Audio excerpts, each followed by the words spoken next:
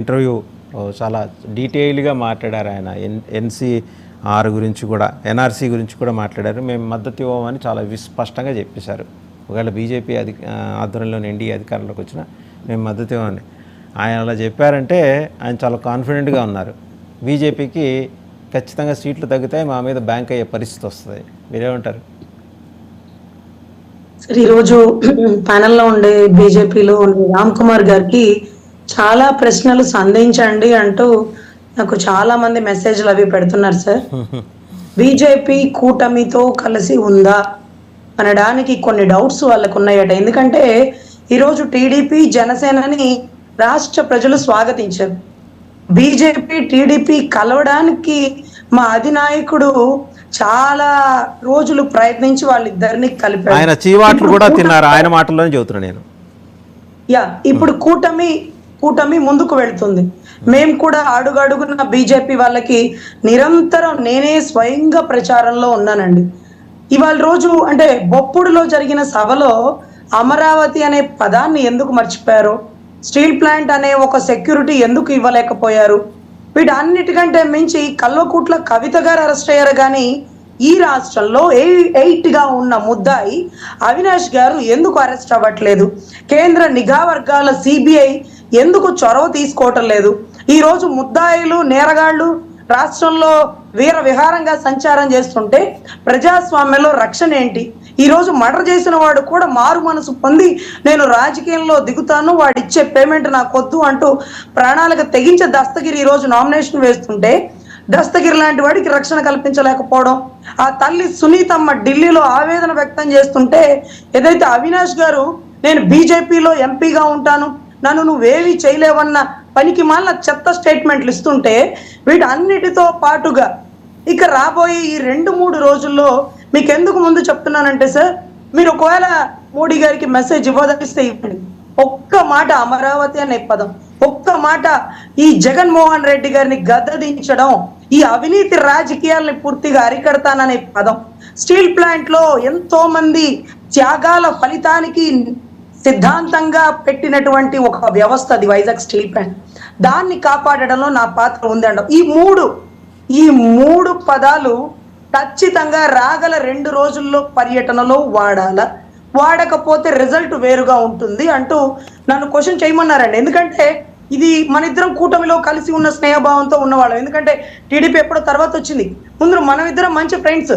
కానీ ఈ మెసేజ్ బయటికి వెళ్ళడం ద్వారా బీజేపీ అభ్యర్థులకి భారీ మెజారిటీ వస్తుంది. అదే రకంగా కూటమి మాతోనే ఉంది అని ప్రజలు నమ్ముతారు. మీరు నమ్ముతున్నాను, టీడీపీ నమ్ముకుంటుంది, మన ముగ్గురు నమ్మకంతోనే ఉన్నాం. నిన్న మేనిఫెస్టో పట్టుకోలేదన్న దానికి కూడా నేను క్లారిటీ ఇచ్చానండి. మేనిఫెస్టోలో కూడా చంద్రబాబు గారిది ఏదైతే పవన్ కళ్యాణ్ గారిది ఉంది కానీ మోడీ గారిది లేదండి. ఇది కేంద్ర మేనిఫెస్టో కాదు, రాష్ట్ర మేనిఫెస్టో.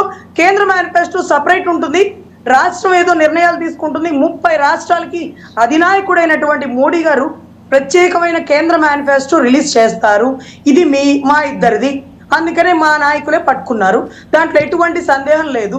ఇష్టం లేనప్పుడు అక్కడే ఎందుకు నుంచుంటారు, ఎందుకు తప్పట్లు కొడతారు, పట్టుకోనంత మాత్రాన అంటరానితనమేం కాదు కదా అంటూ చాలా ప్రశ్నలు సంధించా. కానీ నిన్నటి రోజు అరెస్ట్ కానేకపోవడం, కొంతమంది అరెస్ట్ అవ్వాల్సిన వాళ్ళు బెయిల్ మీద బయటికి రావడం, సో కొన్ని ప్రశ్నలు అనేవి అరెస్ట్ చేస్తున్నారండి.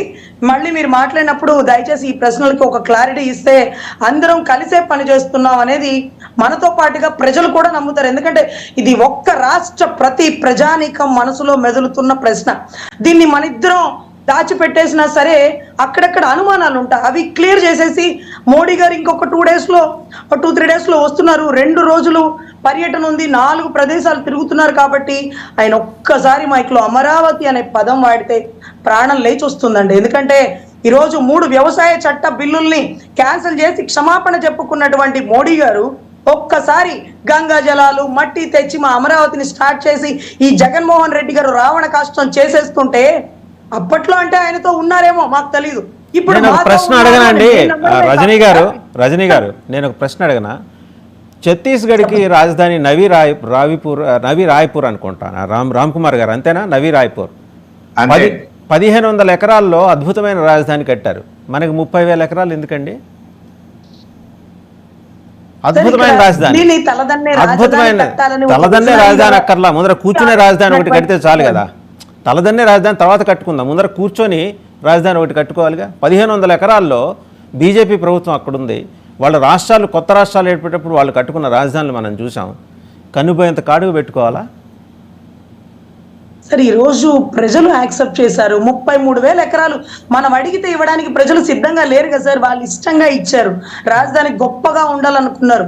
అది ఆ పరిసర ప్రాంతాల్లోనని ఒక కమిటీలు వేసి చుట్టుపక్కల తెనాలి, విజయవాడ, గుంటూరు, మాచర్ల వీళ్ళని కూడా అడగండి. వాళ్ళు కూడా ఇష్టంగా ఇంకో తలో 15,000, 20,000 ఇచ్చేస్తూ ఉంటారు. 1,00,000 ఎకరాలు అవుతాయి. 1,00,000 ఎకరాల్లో రాజధాని కట్టండి. ప్రపంచాన్ని తలదన్నే రాజధాని వస్తుంది అప్పుడు.